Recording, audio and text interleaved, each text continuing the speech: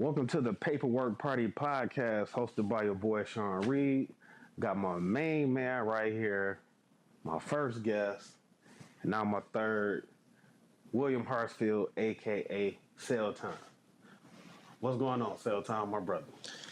Well, man, I want to thank you for having me, first of all. Yes, sir. Thanks for coming.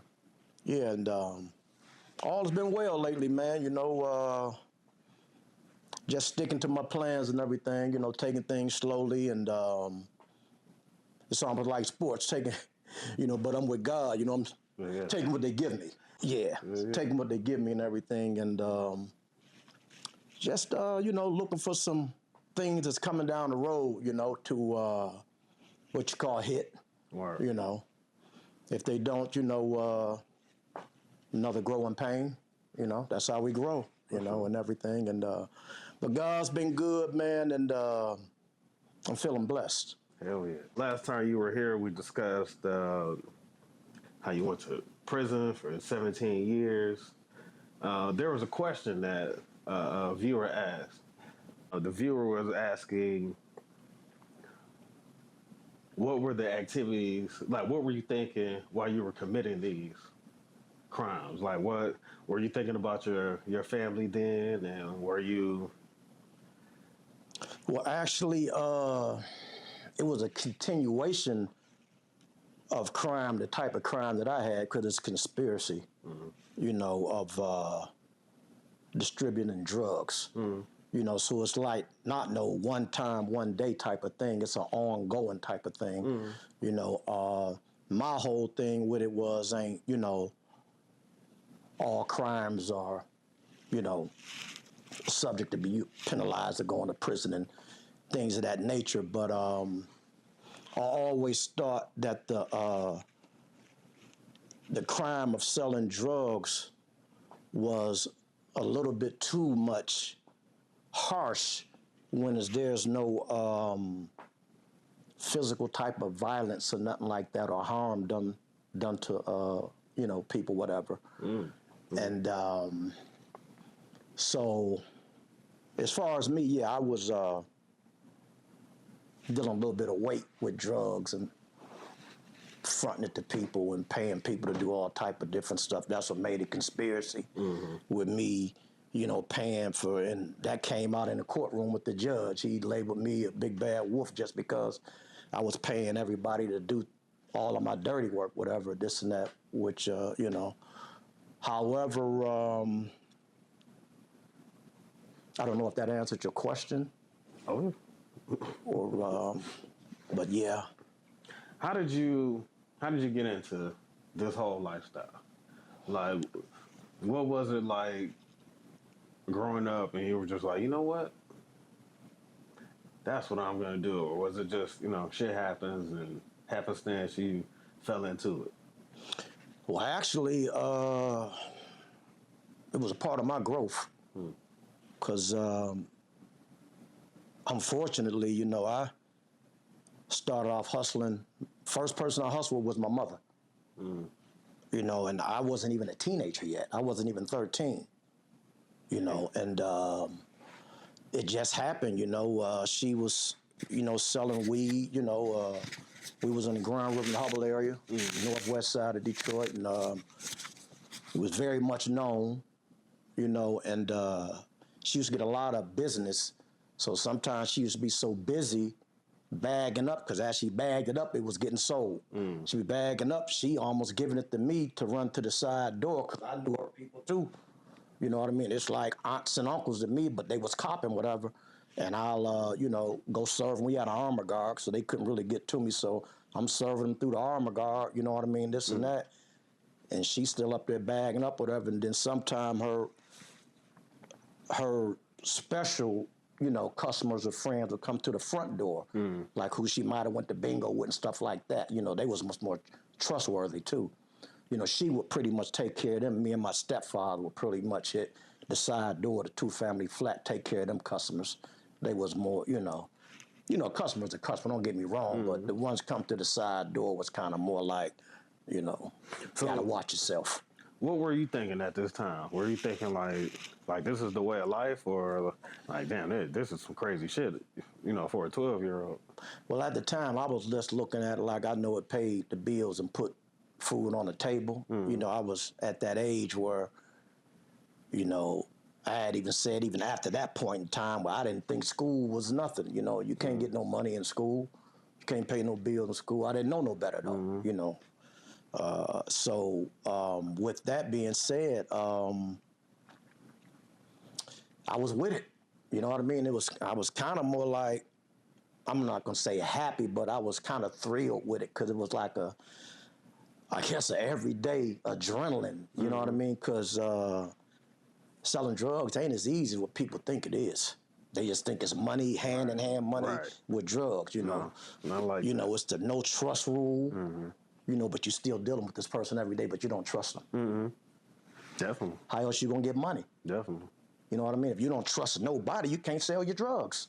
And it's, 3 sorts of people you got to watch out for. You got it's way more than that. The fiends and the cops. But when you say cops, it's more than one.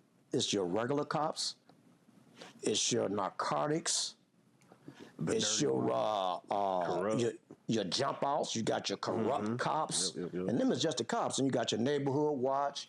You got your stick up boys. And then you got all your competition. It's a lot of them.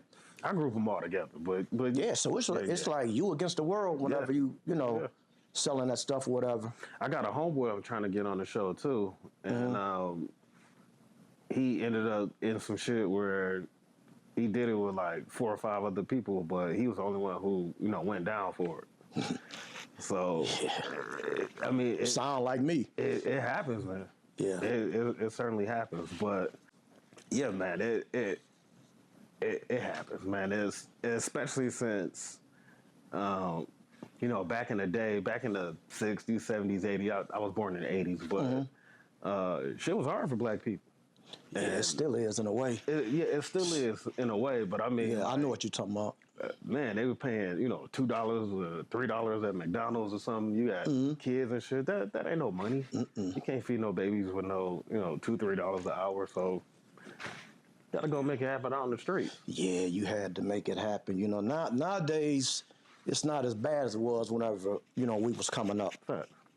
You can get a car right now and not have a GED or education or nothing. Yep. And you could drive Uber or, Uber Eats or DoorDash or whatever that, and it's about your hustle. Absolutely. If you hustle hard, you're going to make decent money, whatever. Absolutely. You know what I mean? To make, make ends meet, whatever, to pay them bills. Not only that, man, now they got all kinds of work from home jobs. Yeah.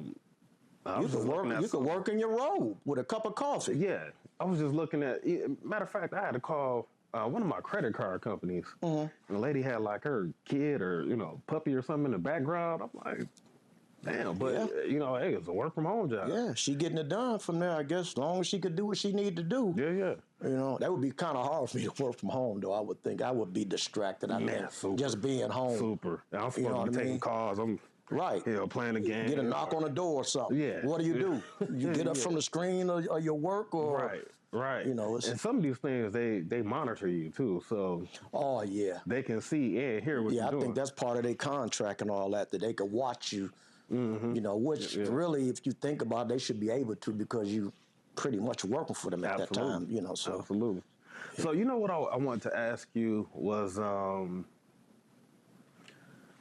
when it comes to, like, working and now you in the game, how do you, or not to say that you've done this, but for people who've brought the game to work, if you get what I'm saying, how do you keep that going? Like, how do you keep that clean and free?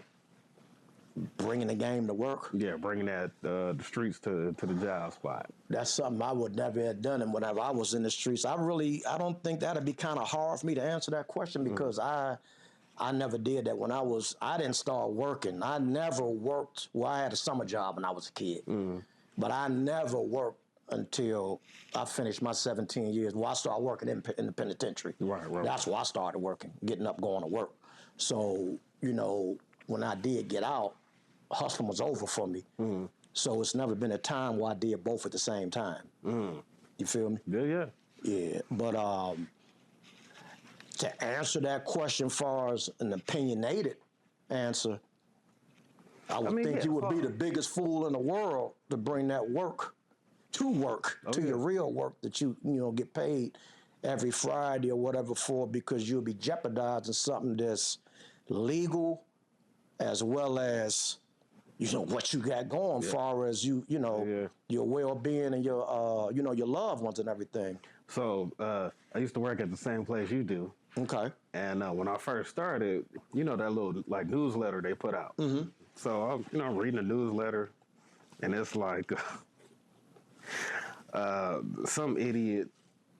I don't know if he fumbled the bag, or he he was trying to sell the bag of weed. He put in a bucket of parts, and somebody found it and called. And guy got arrested. I don't know which location it was. It wasn't our location though, but somebody found it and called the cops. And said it was his too at the same time? Or they just told? Wow. Because I'm guessing like he was the person on that side in that line. Yeah. So he might have like dropped it, hey, be on the lookout in the next one or two. It's, 9 times out of 10, so many people knew about that play probably. Many people probably knew about that play. But I've heard other stories of people coming. Like I heard there was a guy who ended up getting arrested too. He would come with like garbage bag full of the white, full of the powder. And he'd just be like handing out samples. Like, hey, here you go. Oh, what's up, man? There, here you go. It sounds crazy to me, right. and I'm a non-street guy. Like, I don't get down on any, street activities whatsoever. So even to me, that sounds crazy. Mm-hmm. You know what I mean? Like, I know you do what you got to do, but it still sounds like, bro, you're going to get busted. It's a big part. That's a big part. The game is sad right now, period. Yeah. But one of the biggest parts has always been, back then and right now, is that a lot of people got themselves busted. Yeah. Even if it was just the bling bling and all. Why is you now? God is my witness, and I thank Him always, because I know His will gonna be done through me, because it's gonna be done through me willingly. But he used to always. I was always a thinker. And he used to always like put that thought in my head that it was coming from him, coming from somewhere. I was doing wrong, so it's hard to say it's coming from him, from me doing wrong. I know he ain't gonna tell me how to do wrong, but at the same time, it was some thoughts coming to my head like, why would you wear your big rope? Because back in the day, I was from the D, but I caught my case in Pittsburgh, my conspiracy. Back in the day, we used to wear big ropes and stuff. So now I'm getting all this money, I'm able to buy what I want to buy. But why would I wear some ropes down in the projects where I was down there, had some people down there that, doing their thing, and I go down to pick something up from them? I want to dress like I'm damn near a crackhead, or just to blend right in, dress mediocre. Not too bummy or not too dressy, so I could fit right in. Instead of coming down all the jewelry on, I might not even be noticed now. But shit, now the police and see, they'd have seen me with this jewelry. Shoot, I'm probably being investigated now, this day on. Remember, that's how Frank Lucas got caught. Exact same thing. That fur coat. Yeah, he used to preach. He used to preach to his cousins and everybody about the same thing, and let the girl persuade him into. But that's how it would be, man. People get themselves caught. So with me, I always been more, I would say, just highly camouflaged of what I was doing. You know what I mean? And I used to always think, that I knew I was doing wrong, but I'd always think the love that I gave back to the hood would make things right. Right. In a sense it would, because God know your heart. Don't nobody know your heart like God do. That makes sense. And you can lie all you want, but He know it. So by me doing that, made me feel a little bit better on the inside. I didn't have I knew some of my people that served pregnant women. I never served no pregnant person, but that still was my dope. I dig it. So, I felt bad about that. You know what I'm saying? But yes, it's deep, man. The game is deep, bro. What do you think about the game now? Now that we got like all this surveillance and social media, and it's cameras everywhere. All your devices are listening. All your TV is listening. Your car is listening. Your phone is listening. Your refrigerator and stove and coffee maker and toaster are all listening. So, how do you feel about, even though you're not in the game anymore, but how do you feel about just how it is now? So, like, even if you're not even on the phone saying some street stuff, you just in the house, man, I got to get this pack off, and your echo is listening, or your. I would say, and this ain't no disrespect to nobody that's still selling drugs right now to make a profit, illegal drugs. But I would think anybody selling drugs right now today is working with the police. Yeah, that's a good thought. Because how are you going to sell everything you just told me? Yes, How are you going to sell drugs here today without getting caught? Whenever we sitting right here and we say, Alexis, do this or do that. Yeah. So Alexis done heard everything we said today. You don't even have to say that. Sometimes you have a thing, like you got one of those devices or your phone. I was listening to Sports Talk earlier, and they were talking about, I think, like Nick Sirianni, who's a coach, football coach somewhere, and my Siri comes on like, I'm sorry, I didn't hear that. I'm like, I didn't even talk. I didn't even say nothing. It was the guy on the radio said it. So that's even worse. It might not even be you saying it, but somebody you're around that's saying it too. Yeah, and it's like, I'll be listening to something on my phone in my car with the Bluetooth, right? On YouTube. Yep. I go in the house, turn my TV on YouTube.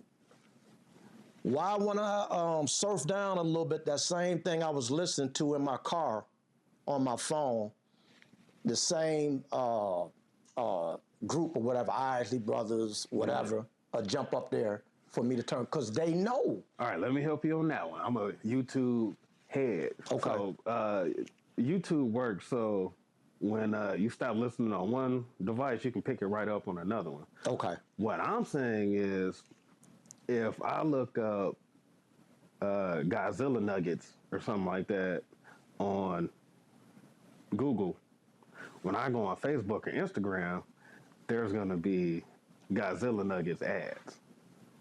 Wow. Or if I'm like, now we talking about Godzilla nuggets. I just made that up, by the way. All right. We talking about Godzilla nuggets. So now when I click on social media, there's gonna be an ad for it. You know what I mean? Like that's what I mean. Like, what do you think about that kind of stuff? But back to your question. What I think What I think is that there's no way in the world that somebody could sell drugs and get away with it. Right. I would say right now. Yeah. Right now. That's a good point. Now I'll be honest, and I ain't trying to incriminate myself or nothing like that, but like, only way that could happen is if somebody did like maybe a one-time deal with somebody, and that person that you did that one-time deal with, you would have to hope that they a stand-up, 100% stand-up person, just in case they get caught 5 or 10 years down the road, that they don't use you as a pass. You know what I mean? Because it's a whole lot of that going on with people. Is really, I'm not gonna say they squeaky clean, but they in the clean. They didn't really pretty much got away with something. And the only way they could be brought back in is by a person, and that's what the police always win at. Homicide and all of them. That's their winning recipe. Somebody they get caught with stealing a pack of annihilators out of the store, gonna end up telling on a homicide. You got caught with a pack of annihilators and you don't want to go do 30 days. You about to give a dude 30 years. Yeah, that's dirty. Real dirty. And he ain't get caught. You got caught. But That's the new game. What is the difference between? No, let me not ask that. No, what's the difference? What is snitching exactly? Snitching There's a and lot of confusion on that, and me not being a street dude, I might not. I can break that all the way down real fast. Let's break it down. Snitching is not being at work and somebody not doing their job and it's costing you to do more work or go in the hole or even get a write-up. So snitching is not letting your team leader or your supervisor know the problem at hand that you tried to straighten out yourself with the person, but they just ain't doing it hearing or whatever. That's not snitching. Snitching the street activity. Snitching is not seeing the guy down the street breaking your neighbor's house and you tell him. That's not snitching. That's security of your neighborhood, your elderlies, your kids, and all of that's protection. Right. Now let's get to what snitching is. Let's get to it. Now here goes snitching 101%. Snitching is being, I'm going to say, a friend with somebody, being close to somebody, and y'all get together and conspire mentally, whatever, it might go into action too, whatever, of committing a crime, a felony, a crime. And one of y'all get caught and the other one don't. And the reason why the other one get caught is because the one got caught told on him. Now that's snitching. Snitching was really what the mob was doing back in the days. You know what I mean? Like whenever they get caught. Back in the day. Yeah, they got caught back in the day. And they still do it now. You know, but I'm saying, but it was mostly people telling on big crimes. You know, wasn't like no petty type of thing. Like Al Capone, them type of stuff. What was his name? From Goodfellas, Hank. Henry Hill telling on Paulie and Jimmy Conway. Now that's snitching. That's snitching. Snitching whenever you done committed a crime and you telling on somebody else to get out of it to get a shorter sentence. It ain't no, man, just because it's sad that, you know, things happen and people don't want to, you know, put it like this right here. If somebody raped this person over here's daughter or mother or something like that, they wouldn't feel like it was snitching if me or you told. Right. But let it be somebody else that they don't love or care about is snitching. That makes sense. That's how it is a lot. It's so much like that. It ain't snitching whenever it's your loved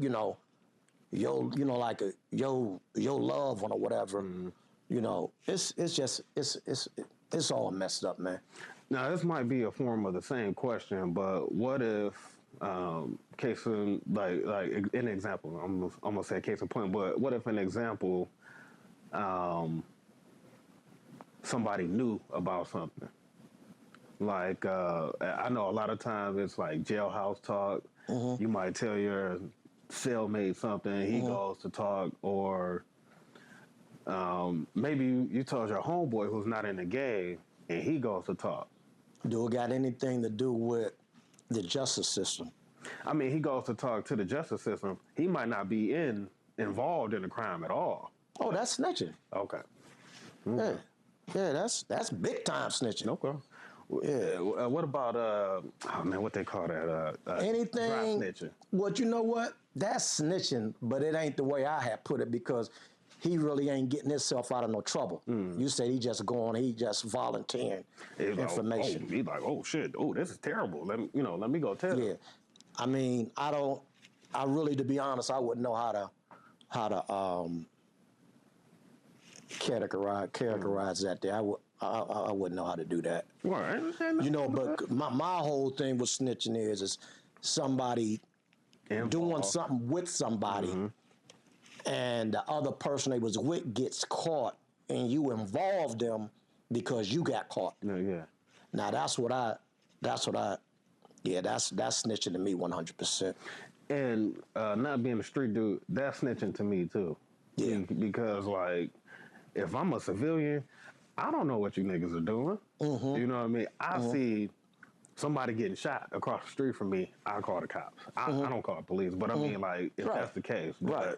That's really not snitching, to be honest. I'm gonna keep it real. I ain't saying I would do it or I wouldn't, but I don't believe that's snitching. Snitching is it goes back to committing a crime that you're in. You're not in that crime calling the police because somebody done got shot in the head or something, and you probably trying to save them, and you got kids in the house. What else you gonna do? right. You know what I mean? What else you gonna do? Yeah, yeah. You know, but when you then sat down with somebody and y'all then conspired to do something, commit a crime, and one of y'all tell on the other, or the other, however somebody get to telling, that's snitching, and ain't nothing else snitching. Ain't nothing else snitching. Anybody say it is, we can have a debate, intelligent debate, and you know, I'm quite sure my points should hit home. Because if you look at where it comes from, that's where it comes from. Big time mobsters and stuff, people telling on them. That's where the snitching comes. And snitching and being a rat is the same thing. It's just two different words. They just call them rats back in the day. The Italian boys, they call them rats. Rats were snitches. It was just a different word. Hey, man, what do you think about, how old a brother are you? Excuse me? How old are you? 58. 58? Okay, I just turned 43, so 15 years older than me. How do you feel about seeing the brothers who used to be in the game back in the day, even though it's kind of what we doing now, but you're explaining about yourself, but some of these brothers who were in the streets back in the day, now they get on podcasts talking about everybody's business. I don't know if you see that. If you see that I online. done seen a little of that. And I couldn't see myself talking about nobody too much for the simple fact of I don't know what would be okay with them with me saying it. You know what I mean? Now, if you was to ask me about certain guys, characters, whatever, I probably would be able to touch on it just a little bit. You know what I mean? Keeping stuff in perspective and, you know, never, you know, incriminating me or them. But I would be able to touch on a little something, but I just would watch what I say. That makes sense. You know what I'm saying?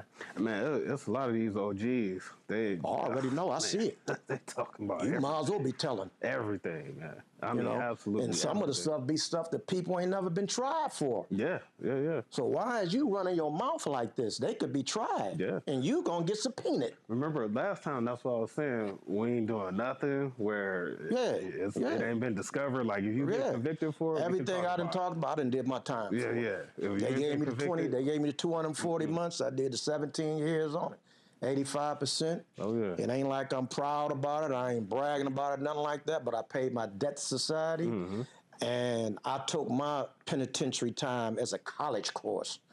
Not when I first went in. I ain't gonna lie though. I was meeting because I was in the penitentiary with the big dogs. I was up top with the big dogs, and I was 26. So I was really, I had on my mind, I didn't know what I was thinking. I still was kind of just unfocused, but a couple people cut into me and wanted me to get with them after I did my 20, because they knew I'd still be young enough to get that work. I'd be in my early 40s. Go in early 20s, I'm coming out early 40s, and in shape, because I'm in there eating good. But anyway, they had, I had quite a few connections that I had took from Cubans. It was a Mexican guy, Cuban guy, and it was some other people, but I took all of them after I had been down for like 8, 9 years. I was about at the halfway mark. I ripped them all up and flushed them down the toilet so I couldn't use them. So I wouldn't have them when I went home. But at first I had them in my legal work, you know what I mean, where I couldn't lose them. You know, and, you know, the more that I matured and grew, did time, you know, I didn't had nothing to do with them people when I come home. I had some nice things. Like one guy had some nice things laid out for me. He was going straight back to Cuba. No, I take that back. That was a Colombian dude. He was going right back to Colombia and wasn't coming back to the States, but he told me when I get out, he would send for me on a plane, and we'd do all our negotiating and all that over here. He wasn't coming back over here. And, you know, he had stuff sent to me and all that. We had to figure it out. But I say jail ain't me, being away from my family ain't me, doing wrong ain't me, you know what I mean? And if I want to represent myself and God, you're never perfect, but if I want to, you know, strive to be positive instead of negative, because you got a choice to do either or. It's crazy how you need both to get electricity, though. Yeah. You need negative and positive to get electricity. I just want to be that positive vote, you know, and I'm not all the time, but I try to. And God know my heart, you know. So Since you mentioned Colombian, Cuban, Mexican, how much does racism play a factor in the game, man? You know, in the street. in the game itself, Yeah. Like, do you? Because we know how these folks are, all of them. We know. How now all you these say a folks are. fact, only way I think some of the foreigners play a factor is most of the time you can get drugs from them cheaper 9 times out of 10 because they still, some of them is still middlemans too, don't get it twisted, but for the most part you got a real better chance of getting the best price and the best, you know, dope, whatever, if you messing with, you know, them foreigners. A lot of times you mess your own kind, what a brother trying to do. He always want to make a couple extra dollars. But guess what he gonna do? He gonna try to make them off of you and them. That makes a lot of sense. Yeah, he gonna try to make it off of you and them. And then if he can get some more, he gonna try to get some more. And that's most brothers, not all. Because we got some good brothers. I know I'm a good one. We got some good brothers. But for the most part, people be cutting people's throat out there. They take your money and put some cut on your stuff. So they getting a double up off of you. Damn. If you get a key and they take 4 ounces off of your key of pure and put 4 ounces of inositol or whatever, because it's coming in powder or whatever, you have to be rocky, but be powder too. Put it on there. Now he got 4 ounces of coke. He got the money you giving him for the deal, and he got the money from the foreigners. Oh, he getting off of both of y'all. He getting money off of both of y'all. Crazy. Then he getting 4 ounces as well. So he need a lick. That's his hustle. The middleman. Speaking of 4 ounces, the funny little thing, you know what Country Wayne is? Yeah, I'm hip to him. He was like, he got a $20,000 loan. He was like, oh man, went and bought me a 4-way. And his wife was like, what's a 4-way? He's like, 4.5 ounces of cocaine. Hell no, Country Wayne, he don't know. You know what, Country Wayne, man. He should just stop it. That's what he should do, just stop it, man. I had never heard of that before then either. So, you know, that was new to me too, but I thought that was funny. But what about like the entertainment side? Have you ever had any like celebrities come to you? Well, I was getting money. Yeah. When you were in the street? Yeah, I had a great big celebrity. He was my uncle. He was a pastor. He had one of the biggest churches in Pittsburgh. Yeah. I mean like that's why I'm so like. I didn't mean like a local celebrity. I meant like somebody where you like, oh, is that him too? Or, you know, her too? Oh, nah. As far as a celebrity, I might add a couple celebrities as far as that was getting money way back in the day when I was young, and then they started getting high and they was copping off of me. Oh, man. Yeah. Maybe a couple of them, if you want to call them celebrities. I had quite a few of them. There was the man back in the day that I looked up to. Damn. And then when I started getting money, they had fell off. Yeah. On some like Eddie Kane type of stuff. Yeah, they done fell off. Damn, man. I done seen a lot of that. My uncle was one of them. Man, he was that guy. He was a slash dealer, slash pimp, and work construction. Then he was just snorting too much. Then he started cooking it up. Then he started having too many women. I guess he had to get high, you know, along with family. And he fell way off. Then he became one of my best, I ain't gonna say workers, but he was bringing me that dough. And I loved him because I knew he wasn't gonna tell on me. And he know everybody. So I was getting plenty of money from him. Didn't have to worry about the police. Great customer. How do people have time for so much?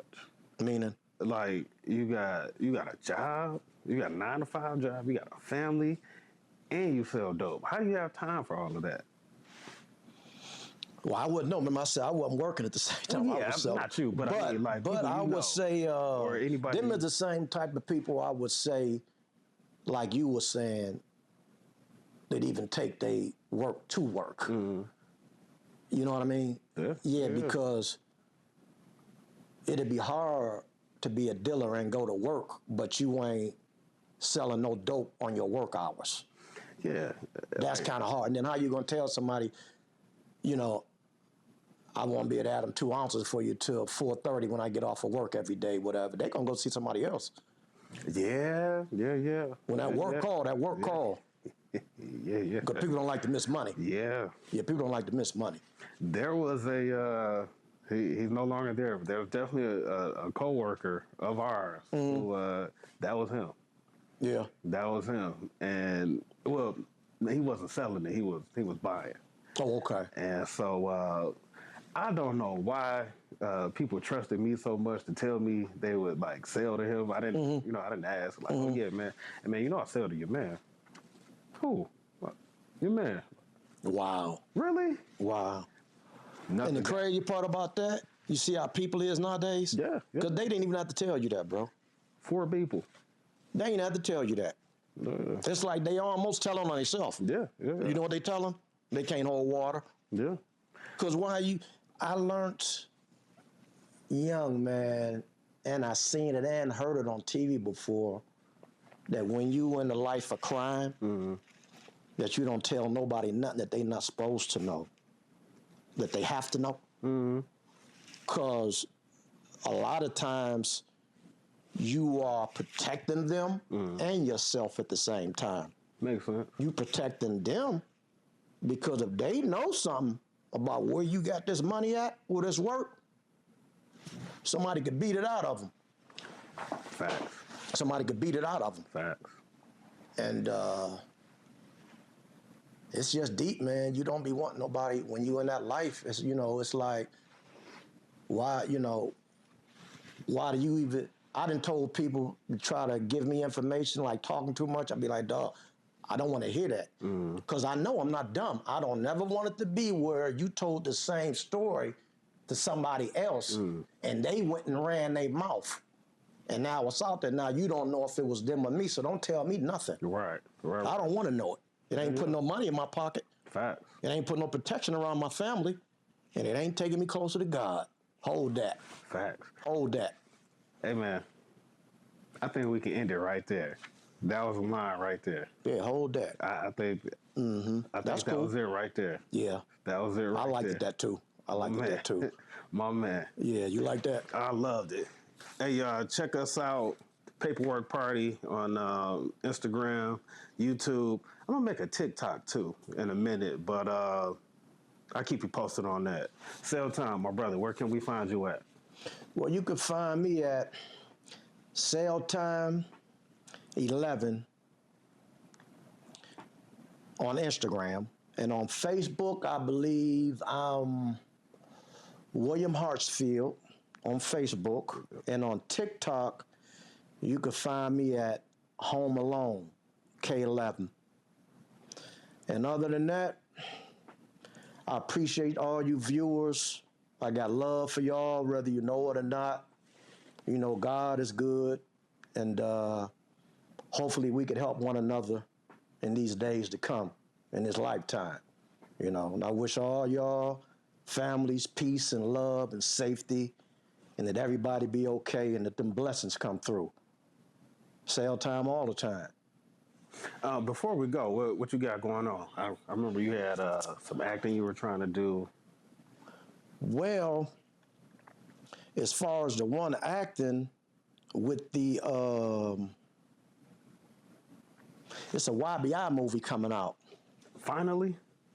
Yeah, Wow. and I'm not going to be in it. Oh, man. But I just got a lot of knowledge about that and a whole lot of action activity when I was a youngster that we didn't get a chance to touch on, And I would like to go see that movie because I'll be able to relate to it big time. But I want to give a shout out to the YBIs, you know, and Anybody still alive?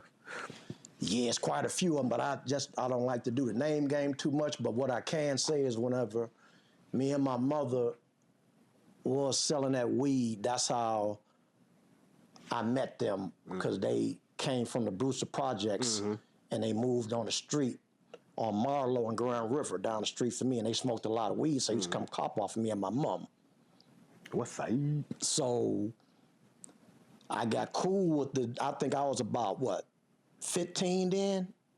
One little young dude's name was, I could throw his name out, may he rest in peace. Name was Sean Wade, nicknamed Booby. Oh, no. Yeah, Sean Wade, nicknamed Booby from the Brewster Projects. That's one of the only young persons that taught me a lot. And he was only 12 and I was 15. Damn. He taught me a lot. Damn, 12. Or should I say, showed me a lot. You know, because everything he taught me, it was illegal. And it was streets. Man, And there was a whole lot in between. The Brewster's Projects was tough, too. Yeah, because when we wasn't in the Brewsters, we was in the Jeffries. Oh, yeah. Because he had cousins over there. Yeah. And then his other cousins over on Linwood and Martindale area. So me and him jumping out of cabs left and right there. And I remember one time we went down in the Jeffries, and I can't throw my man's name out there, but he pulled up in a great big old doodle brown Audi and opened up his trunk. And all the workers just ran up to the back of his trunk, and he had a big box in it full of bundles, heroin. I think it was that drop the bomb. I think it was that bomb dope back then. It was 777 or bomb. But, you know, you was able to go in that box, and he was counting what you're getting. You know, because that's your old back, whatever. Even though you're going to give it to the lieutenants out there, he still want to see what you was getting. I would go in there and maybe grab about 2 or 3 bundles. I wouldn't grab a lot. Some dudes grab like 15, 20 bundles because they can get them off, and they know they can. I would like grab 2 or 3 of them. Man. My man Bowie probably get about 6 of them. And you know, bundles used to come to like, a bundle was 12 to a pack, or some of them. All I'm going to have 10 or better. Okay. But a bundle will come like 12 to a pack, the ones we was getting. 2 of the packs is ours, and we get the tops. You sell them packs for $10, $10 a pack, but you sell them for 12. So you're getting that $2 top off of every pack you sell. Then you're getting another 2 packs from the bundle. So you only turning in $100 off that bundle, but you're gonna make $20. You probably make about $35, $40 yourself off the bundle. You know what I've always wondered? Where do people get those tops from? It's like, I got the white tops, I got them red tops, I got them yellow tops. I don't know. I would think one of them head shops that sell all of that paraphernalia stuff. I've never understood that because I used to be like, damn, can I get stock in this or something like that? I mean, they got, especially if you watch The Wire, they really had talk that talk on The Wire. See, a lot of them, Spider-Man, them colors symbolize who you are instead of using a name. Okay. That's why you see a lot of people end up, there'd be a lot of beefs behind that. Like Blue Magic. Because I got that, exactly. Because I got that deal. So I got a red top on mine. So now, you know that my red top is selling. That's what everybody wants. You're gonna put a red top cap on your stuff, and come out there and say you got pretty much the same thing I got. And the customers gonna come to you because they know that stuff that they got the other day. They almost OD'd on. You know, they love that part. That ODing part, that let them know they got some good dope. That's what they want. Shit, that's crazy. You ever heard the song 25 Lighters on My Dresser? No. And I didn't understand it. It came out like 97, 98, 99, something like that. And I used to be like, what the fuck is this whack ass shit? 25 lighters on my dresser. Man, that's bullshit. So one day I ended up hearing this as a grown up, as a 30-something year old. And I'm like, let me look this up.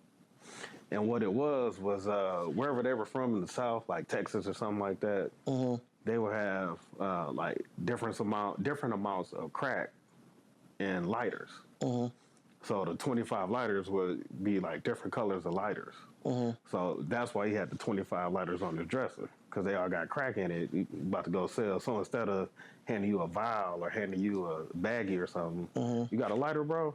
Let me get a green one. Got a green one just for you, my boy. Wow. You know what I mean? Yeah. So I'm like, damn, that's actually genius. Yeah.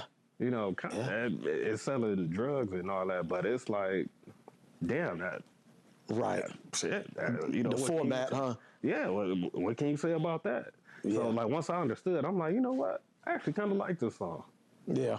I get the, negative connotation to Right, it. right. The ingenuity is like, Right, but it's an I love understanding that. to it too. Yeah.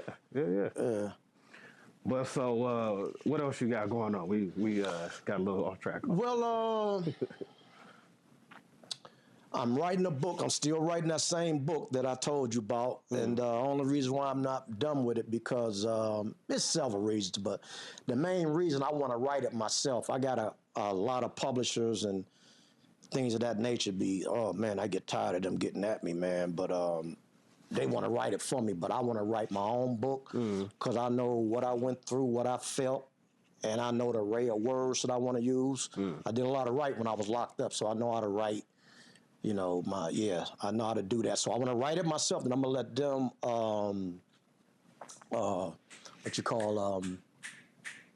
when they edit it. Yeah. Let them edit it, publish it, put it out there and all of that. And but I'm gonna be the sole writer of mine, and so that's been taking a while because a lot of times I get to writing. And I ain't gonna lie, man, on some real stuff, I be reliving it. On God, a couple times I done shed a couple tears. For sure. Because it's real life. It's been real funky, man. Yeah. And it was your real life. It's been a funky journey, bro. Yeah. And I know other people done had some, some heck of a journeys, but I know I didn't have one. But one thing I can say, God been with me the whole way. He walked me through what he took me to. For sure. And I know that 100%. That's why I trust him and love him, because no matter what he put you through, if you love him and stuff and trust him, he's going to be there with you. He's going to be there with you. Yeah.